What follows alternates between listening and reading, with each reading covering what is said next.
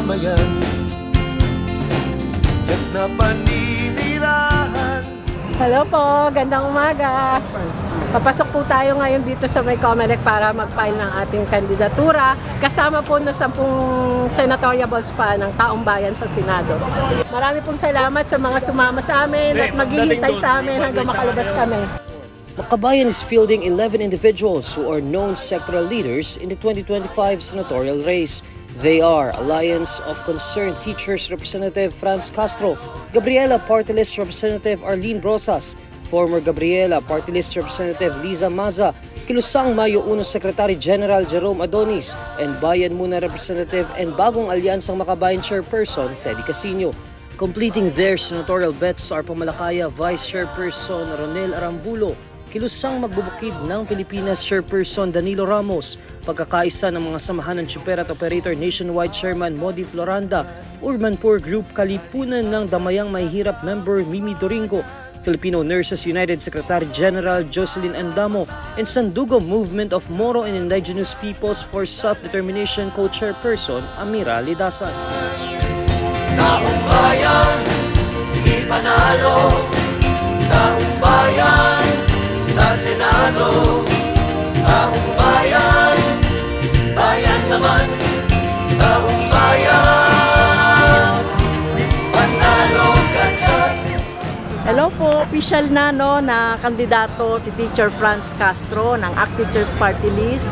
At ito po yung katibayan, panibagong yugto po ng aking buhay ito at alam ko masasamahan ako dito ng ating mga teachers, mga kawani sa gobyerno at edukasyon. Magandang umaga, Alin Andamo po. Ngayon po ay nakafile na tayo ng COC, formal na po tayo naghain at ito ay patuloy nating ikampanya na manalo ang taong bayan sa Senado. Hi, friends of Makabayan, maraming salamat sa inyo. Katatapos lang namin i-file ang aming COC.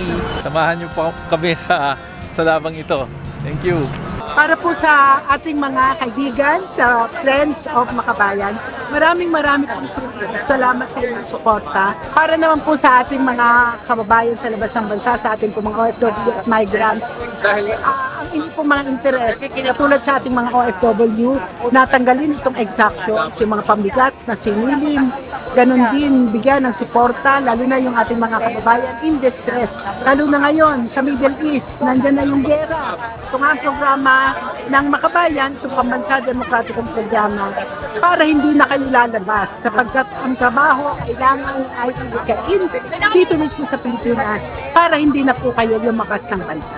Nagpapasalamat kami mula sa Friends of Makabayan sa ating ibang bansa sa patuloy na pagsuporta sa Makabayang Coalition at napakahalaga nitong ating laban ngayon dahil ito ay laban mismo ng mamamayang Pilipino. Kahit saang parte tayo ng mundo, dapat isipin natin mga Pilipino itong laban na to dahil magkakalayo man tayo ng lugar ay iisa yung ating layon at laban para sa ating bansa. Nagpapasalamat po ang Makabayang Koalisyon, ang inyong lingkod mula po sa hanin ng KMP sa mga magsasaka sa suportang ipinapakita at ginagawa ng Friends of Makabayan sa loob ng bansa at sa labas. Mahalaga po, dapat magsasaka sa Senado, taong bayan ang panalo, tulong-tulong po tayo para sa tagumpay ng taong bayan. Maraming salamat po, mabuhay po kayo. Taong bayan, di panalo. Taong bayan.